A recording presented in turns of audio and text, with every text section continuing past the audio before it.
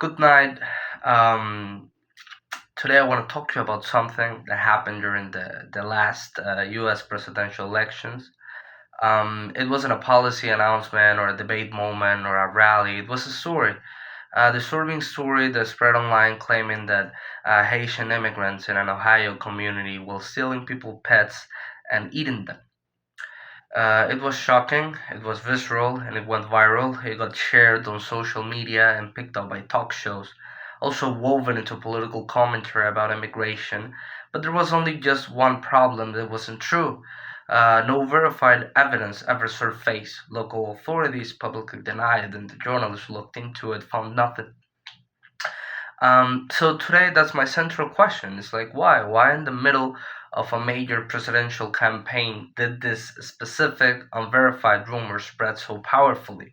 What does it, what does the journey tell us about our politics, our media, and also about ourselves? Um, to understand that, we need to look at the context. It was the 2024 election, like many before, it was pretty polarized, and immigration wasn't just a policy issue, it was a symbolic battlefield. Depending on your political perspective, it was framed as a humanitarian crisis or a national security threat or a failure of governments. It was a topic shared with charged with fear, compassion, also anger. And that kind of environment emotionally charged, narratives that powerfully took advantage because they traveled more, they travel faster than facts. They bypass the logical filters and speak directly to our fears or anxieties. So when this story about Haitian immigrants appeared, it didn't arrive in a vacuum. It landed on fertile ground already tilted by weeks and months of heated rhetoric, and it became more than a news item. It became a symbol, a story that people could point and say, like, see, this is what I'm afraid of.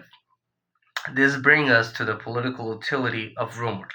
Political campaigns are at their core competitions of narratives. They're about telling a story about the country, about what's going wrong, and also who can fix it. And fear-based messaging is notoriously effective tool because fear activates us. It it makes us pay attention when we feel the sense of a threat to our safety, to our way of life, to our community, where we're really, likely seek a strong and a decisive answer. We become more receptive to the message that promises control. And this calculus, the littlest story, can become a secondary. The question shifts from if this verified to does this feel true to my worldview, or does this illustrate a point that I want to make? The rumor about Haitian immigrants became a kind of political shorthand. It was concrete. It was a gruesome image that stood in for abstract fears about cultural change, lawlessness, and also open borders. Political actors and partisan media ecosystems didn't necessarily have to affirm it was true. They could simply amplify by discussing, by talking about it, by giving it airtime, making an echo chamber. So now let's consider the media response, the responsibility. The responsible journalists did their job, they investigated, but they found no facts to support the claim. They published corrections and fact checks. But here's the brutal reality of our information age is like corrections almost never travel as far or as fast as the original lie. This isn't an opinion, it's a documented phenomenon. Studies from plenty of institutions have shown that falsehood spread significantly faster and deeper than the truth online. And that's because they're often more novel, more sensational. They trigger emotions, they trigger outrage, disgust, fears, and that's why it drives the clicks. So during election season, this dynamic goes full, and the incentive structure of reward speeds the transaction of it. But we have to pause here because this is not just a story about politics or media, it's about people. We have to talk about the impact on real communities for Haitian immigrants in Ohio or elsewhere. This rumor was not just political thing, it was a source of profound stigma and discrimination. Imagine being part of that community. You're trying to build a life. You work, you send your kids to school, and suddenly your neighbors seeing these images and stories about you online. You feel targeted, you feel misrepresented, you feel dehumanized. It creates social tension. Uh, it makes you feel, yeah, discriminated, hated. It reminds us that political narratives do have consequences. They don't just live on speeches or on screens. They get into neighborhoods, schools, supermarkets, affecting real lives. So stepping back, we see this is not a unique American story or a story about one politician. This is a pattern that we see in a lot of democracies around the world. Elections are increasingly information wars. They got rumors, they got conspiracies, they got deep fakes, and become a standard political weapons. Our digital tools, social media platforms, are engineered for engagement, but they're also unparalleled accelerants for emotional contagion. This could leave us as voters and citizens navigating a landscape where truth is no longer the only or not even the primary currency. It's competing with emotionally charged storytelling. We're left behind to sift through a fog of narrative trying to separate how we feel about an issue from what we can actually do about it or what could we know. So where does this leave us? This is sort about Haitian pet eating, rumor, just ultimate points to a much larger and also a much difficult question. It's like a question that strikes at the heart of democracy. It's like how do we as a society protect the essential right of free speech, the chaotic message and open exchange of ideas while also defending the foundational importance of integrity. How do we build a public square that is both open and resilient, that can withstand the viral power of a lie without resorting to censorship? There's no an easy answer. It involves media literacy.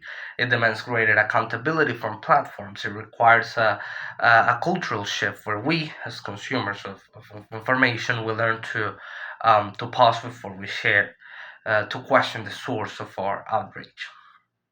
So in the end, that Ohio rumor just faded from the headlines. The elections moved on, but the forces that propelled the polarization and the algorithms and the narrative warfare, they haven't gone anywhere. They're waiting for the next story, maybe the next election or the next spark, or understanding how that rumor work isn't just about understanding one moment in politics. It's about understanding that every environment in which we now make our most important and collective decisions, and also figuring how to navigate that environment that may be one of the one of the hardest tasks that we could face. So yeah, I mean, personally, this specific subject is quite interesting for me because I was working at a newspaper.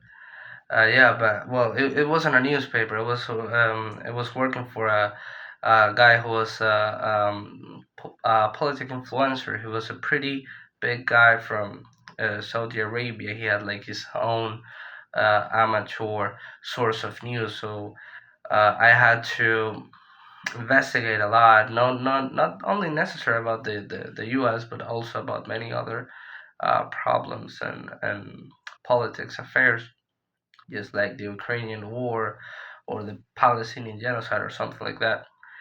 Um,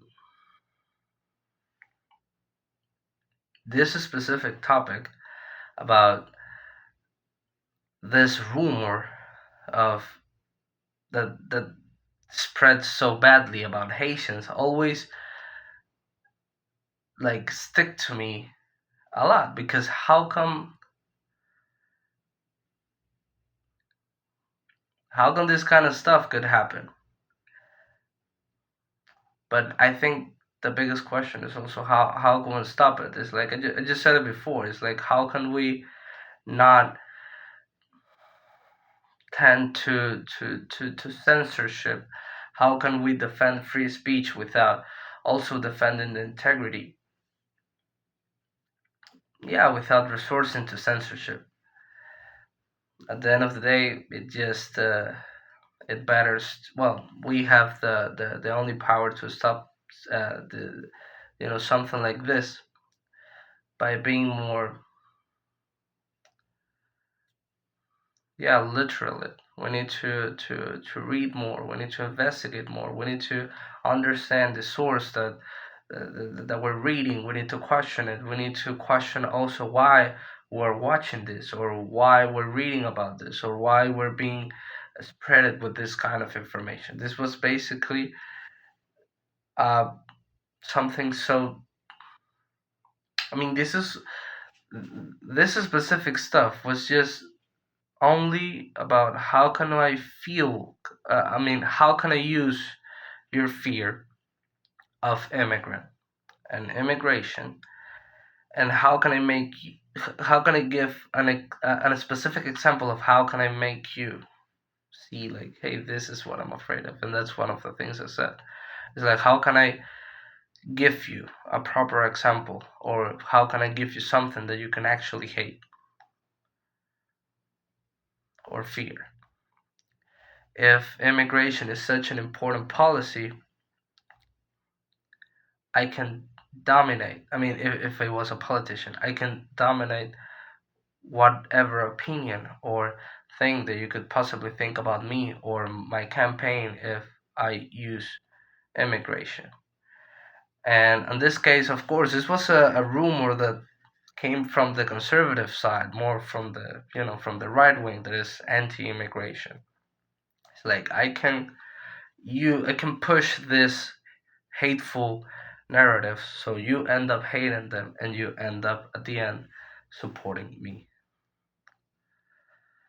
So yeah, that was um, this happened a while ago. This happened at the elections. It happens almost 2 years ago. But I always think about it,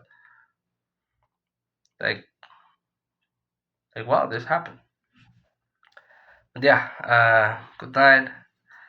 Have a nice night.